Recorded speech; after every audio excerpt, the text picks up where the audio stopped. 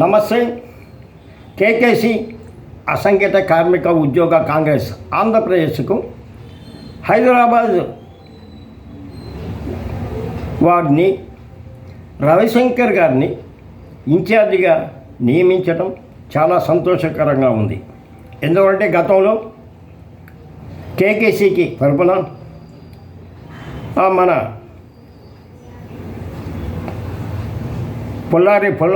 పుల్లయ్య గారిని తర్వాత కృష్ణారెడ్డి గారిని నియమించారు. వారు కేవలం పదవి ఎవరైతే ఇప్పించారో వారికి సేవలు చేసుకోవడం సరిపోయిందే కానీ కార్మిక సమస్య మీద ఎటువంటి ఆలోచన వాళ్ళకి లేదు, వాళ్ళు పట్టించుకోవాలనే యోచన కూడా లేదు. ఇటువంటి పరిస్థితుల్లో మేము కేకేసి కృష్ణారెడ్డి అంతకుండా పుల్లయ్య గారంటే అసలు పూర్తిగా మర్చిపోయారు. కృష్ణారెడ్డి గారు వచ్చిన తర్వాత విజయవాడలో మీటింగ్ పెట్టినప్పుడు మా సమస్యలను మేము తెలియజేశాం. ఆ సమయంలో ఆర్టీసీ రిటైరింగ్ కార్మికుల జీవనభృతిని గురించి, సూపర్ లగ్జరీ గురించి మెమోరాండం ఇవ్వడం జరిగింది. తర్వాత తిరుపతిలో మళ్ళీ మీటింగ్ పెట్టినప్పుడు కూడా కృష్ణారెడ్డి గారు మీటింగ్ పెట్టినప్పుడు మేము తిరుపతిలో కూడా తిరుపతి దేవస్థానంలో ఉన్న సమస్యలను, అపాచిలో ఉన్న సమస్యలను, శ్రీ సిటీలో ఉన్న సమస్యలను, కృష్ణపట్నం ఓడరేవులో ఉన్న సమస్యలను కార్మికులు ఇబ్బంది పడుతున్నారు కాబట్టి మీరు మాకు సహకరించండి అని ఆ కార్మికులు అడగగా మేము దానికి సరే అని చెప్పి మేము ఒక మూమెంట్ తీసుకొస్తామని చెప్పి తిరుపతి దేవస్థానం వాళ్ళతో మాట్లాడడం జరిగింది. వారి యొక్క కష్టసుఖాలు తెలుసుకొని కృష్ణారెడ్డి గారికి అయ్యా ఇక్కడ బానిస బతుకుతున్నారు కాబట్టి మీరు కానీ మాకు అనుమతి ఇచ్చే నేను వారి సమస్య మీద పాదయాత్ర చేస్తూ పవిత్రమైన దేవస్థానంలో జరుగుతున్న అన్యాయాలను 10 మందికి తెలియజేస్తూ పాదయాత్రలో తెలియజేసుకుంటూ తిరుపతి దేవస్థానానికి మటుకు పోతాను. వారి సమస్య మీద నేను పోరాటం చేయడానికి సిద్ధంగా ఉన్నాను. కాబట్టి మీరు పోలీసు ద్వారా అంటే ఐజీ గారికి ఒక లెటర్ ఇవ్వండి అంటే వారు పట్టించుకోవాలి. అది కూడా కాకుండా ఆయన ఎంతసేపు ఎవరైతే ఆయనకి పదవి ఇప్పించారో వాళ్ళ చుట్టూ తిరగటం సరిపోయిందే కానీ పార్టీని సేవ చేయాలి. కానీ కార్మికులను గాలి కుదిలేసి పార్టీ సేవ అనవసరం. నీకు పార్టీ సేవ ఉన్నప్పుడు అసలు ఈ యొక్క కార్మిక వర్గంలోకి రాకూడదు. సరే వచ్చినోడు చేయకుండా ఏమేమో చేసుకుంటూ పోతున్నందువల్ల నేను విమర్శించడం జరిగింది. అయ్యా నువ్వు చేసింది తప్పు, నువ్వు కార్మిక సమస్యల మీద నువ్వు పోరాటం చేయగానే నువ్వేదో నీ ఇష్టం వచ్చిన వాళ్ళ చుట్టూ తిరుగుతున్నావు అని అడిగిన దానికి ఎటువంటి దానిలో తప్పు ఉందో లేదో అది పరమాత్మకి తెలియాలి.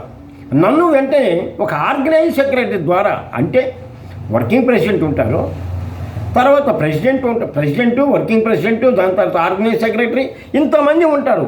ఇంతమంది కాకుండా ఒక ఆర్గనైజ్ సెక్రటరీ ద్వారా నన్ను సౌత్ జోన్ అధికార ప్రతినిధిని, రాష్ట్ర అధికార ప్రతినిధిని మరియు ఈ స్టేట్ అధికార ప్రతినిధి సౌత్ జోన్ ఇన్ఛార్జిగా ఉన్న నన్ను సస్పెండ్ అంటాం.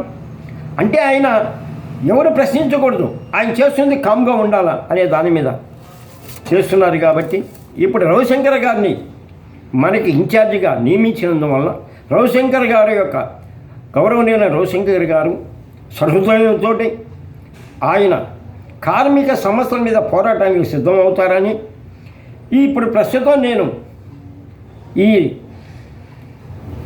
ఆర్టీసీ యొక్క సమస్యల మీదే ఉన్నాము. నాకు ఆర్టీసీ నుంచి అనేక లెటర్లు వస్తున్నాయి. ఆ లెటర్ల మీద నేను నోటీస్ ఇద్దామని అనుకుంటున్నాను. కాబట్టి రవిశంకర్ రెడ్డి గారు మీరు కార్మిక సమస్యలు ఉన్నాయి. ఇటు విశాఖపట్నంలో ఫ్యాక్టరీలు మూసేసే పరిస్థితి వచ్చింది. ఉక్కు ఫ్యాక్టరీని కానీ నడిపిస్తున్నారు. తర్వాత రాజమండ్రిలో దాదాపు 9-10 ఫ్యాక్టరీలు మూసేసి కార్మికులను 1000 మంది కార్మికులు రోడ్డు మీద పడేశారు. వీటి మీద కృష్ణారెడ్డి గారు ఎట్లా పట్టించుకోలేదు. కాబట్టి మీరైనా సరే ఈ సమస్యల మీద అపాచి, శ్రీ సిటీ మరియు తిరుపతి దేవస్థానం, పవిత్రమైన తిరుపతి దేవస్థానంలో కాంట్రాక్ట్ లేబర్స్ పడుతున్న ఇబ్బందుల మీద మీరు పోరాటం చేస్తారని భావిస్తూ మరొకసారి మీకు ధన్యవాదాలు మీకు తెలియజేస్తున్నాను. మిమ్మల్ని నియమించిన ఉదిత్ రాజు గారికి మరొకసారి వారికి కూడా నేను అభినందనలు తెలియజేస్తూ కార్మిక సమస్య మీద పోరాటాలు చేయండి. అప్పుడు కాంగ్రెస్ పార్టీ పాత రోజుల్లో వస్తుంది. ఉమ్మడి రాష్ట్రంలో ఉన్నప్పుడు కాంగ్రెస్ పార్టీకి ఎదురు లేదు. ఇప్పుడు కొత్త నాయకత్వాలు వచ్చేసి రాష్ట్రం చీలింది. ఈ నాయకత్వంలో ఆంధ్రప్రదేశ్కి కేవలం స్వార్థపరుని అధ్యక్షులుగా నియమించడం వలన ఆమెకి ఆ యొక్క అధ్యక్షురాలు రాజశేఖర రెడ్డి గారి బిడ్డ, అంటే రాజశేఖర రెడ్డి గారి బిడ్డ కాదు కాబట్టి ఆయనలాగా నాయకత్వం వహిస్తుంది అనుకుంటే ఆమె వల్ల ఆంధ్రప్రదేశ్లో కాంగ్రెస్ పార్టీ పూర్తిగా క్షీణించిపోతుంది. కాబట్టి ఆంధ్రప్రదేశ్లో కూడా నాయకత్వం మార్చి ఆమె బదులు ఒక మంచి లీడర్ని పెట్టండి. అంతకుముందు రఘువీరారెడ్డి గారు ఉండారు, శైలజనాథ్ గారు ఉండారు, చాలామంది ఉండారు, తులసిరెడ్డి గారు ఉన్నారు. వీళ్ళందరిలో మళ్ళీ ఒకరిని నియమించి, లేదు పద్మశ్రీ గారు ఉన్నారు, గౌరవనీయుల పద్మశ్రీ గారు అయితే మన రాహుల్ గాంధీతో పాదయాత్రలో పాల్గొన్న కాంగ్రెస్ పార్టీ కరుడుగట్టిన కాంగ్రెస్ పార్టీ లీడర్ కాబట్టి వీరయ్య చౌదరి గారు ఉన్నారు, సివి శేషారెడ్డి గారు ఉన్నారు, జేడి శీలం గారు ఉన్నారు, కేవీ రామచంద్రారెడ్డి గారు ఉన్నారు, తర్వాత అరుణ్ కుమార్ రెడ్డి గారు ఉన్నారు. కాబట్టి ఇటువంటి వాళ్ళకి నాయకత్వం ఇచ్చి మీరు సహకరించి న్యాయం చేస్తారని భావిస్తున్నాను. మరొకసారి కాంగ్రెస్ పార్టీ ఆంధ్రప్రదేశ్లో రేపు మున్సిపల్ ఎన్నికల్లో కానీ పంచాయతీ ఎన్నికల్లో గెలవాలంటే ఈ నాయకత్వం ఉంటే గెలవదు.